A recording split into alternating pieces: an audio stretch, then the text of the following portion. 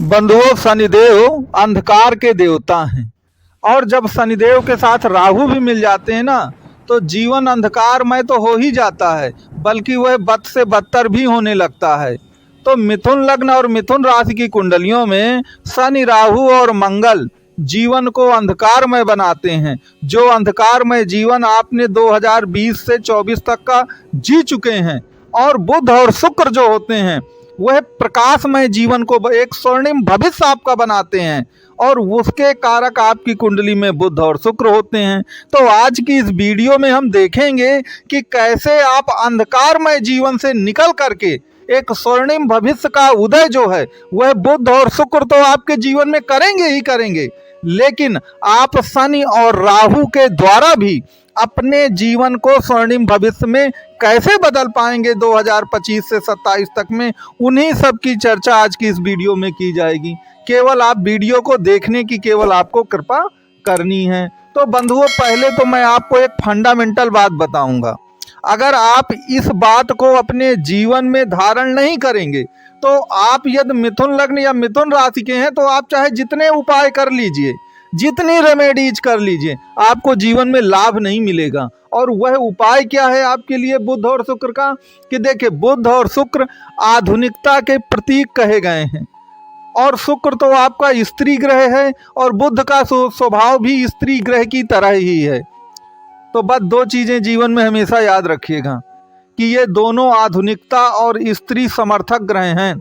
अगर आप स्त्रियों का किसी भी तरह असम्मान करते हैं, उनके बारे में कुछ भी गलत बोलते हैं, पुरातन पंथी बातें करते हैं, आधुनिकता को जी भर के गरियाते हैं आप, और आधुनिकता की आलोचना करते हैं, तो याद रखिए बुध और शुक्र हमेशा खराब बने रहेंगे। और यदि बुध और शुक्र हमेशा खराब बने रहेंगे तो आपकी कुंडली के योग कारक ग्रह हैं ये, तो आपको अपनी पर्सनालिटी में आधुनिकता और महिला सम्मान ये दोनों रखना है। अगर आप ये नहीं रखते हैं, कुल मिलाकर के आप वैराग्य और अकेलेपन और साधुपन की बातें ज़्यादा करते हैं, आधुनिक जीवन शैली या आधुनिक परिधानों की अवहेलना करते हैं, उनकी आलोचना करते हैं, महिलाओं के प्रति पुरातन पंथी रुख अपनाते हैं, तो फिर याद रखिए चाहे आप जितना प्रयास कर लीजिए आप सफल नहीं होंगे। इस बात को आप ध्यान रखिएगा। तो इस बात को नोट रखिएगा कि आपको आधुनिकतावाद का समर्थक बनना है और महिलाओं के प्रति सम्मान रखना है। पहला ये तो मैंने आपको बताई एक फंडामेंटल बातें।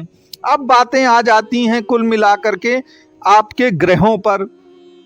तो यहाँ पर एक बात याद रखिए, शनि और राहु इस समय आपकी कुंडली में नवम और दसम भाव पर गोचर कर रहे हैं। शनि आपकी कुंडली में कुंभ राशि पर हैं और राहु आपकी कुंडली में मीन राशि पर है।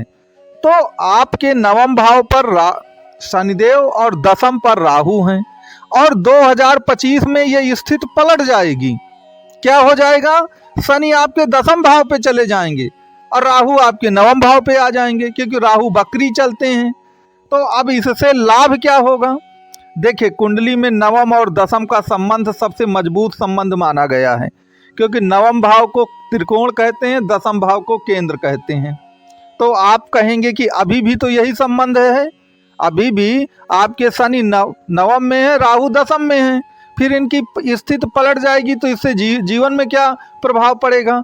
तो प्रभाव पड़ना है, उसका जो लॉजिक है वो समझिए। जब शनि आपके मीन राशि में जाएंगे तो आपको मालूम है कि कुंडली में मीन राशि जो होती है वो सबसे अंतिम की राशि होती है, 12वीं राशि, और काल पुरुष की कुंडली में यह 12वें भाव का प्रतिनिधित्व करती है मीन राशि।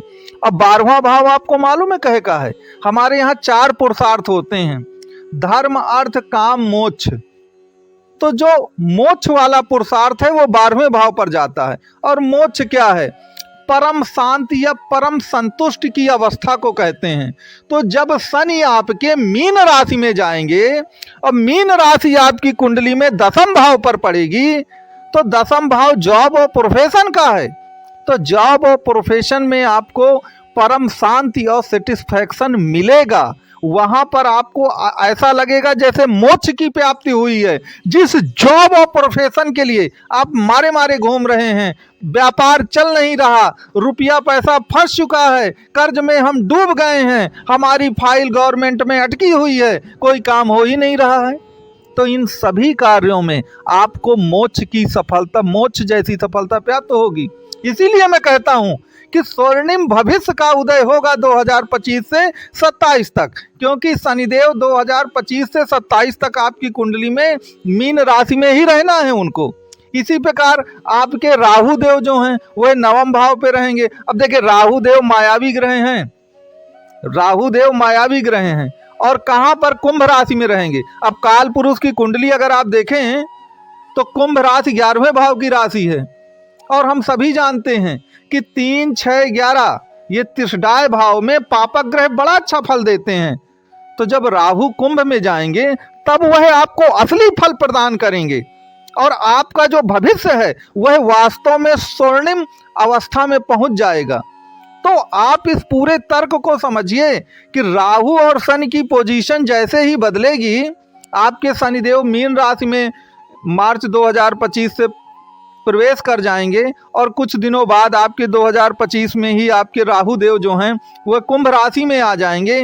तब आप इनका चमत्कार देखिएगा। लेकिन चमत्कार के लिए नमस्कार तभी होगा जब हर चीज में कुछ ना कुछ कंडीशन अप्लाई हो जाती हैं।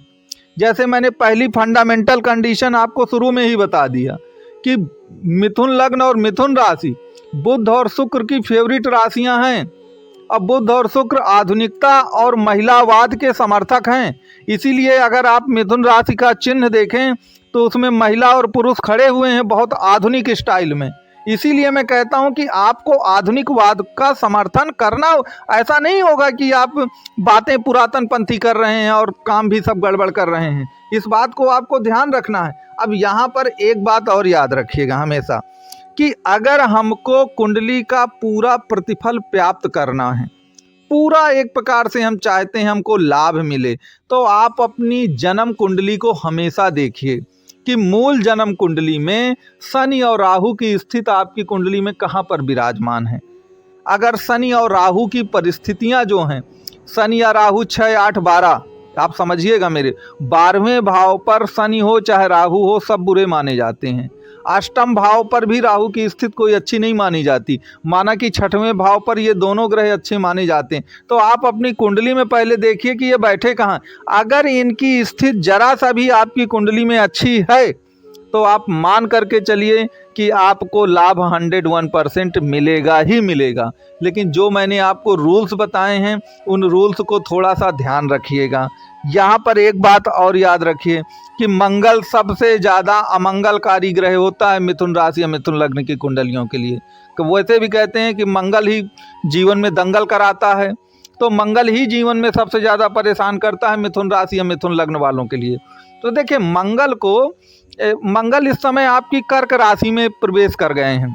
कर्क राशि जो है आपके जीवन की, अगर आप देखें तो धन भाव पर इस समय चल रहे हैं मंगल देव।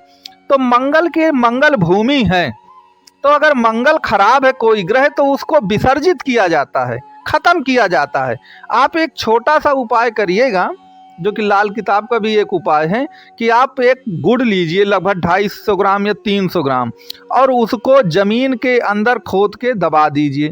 ये एक छोटा सा प्रयोग है मंगल के लिए, क्योंकि मंगल को गुड़, चूँकि मंगल को रेड प्लानेट कहते हैं तो गुड़ में उसका प्रभाव होता है।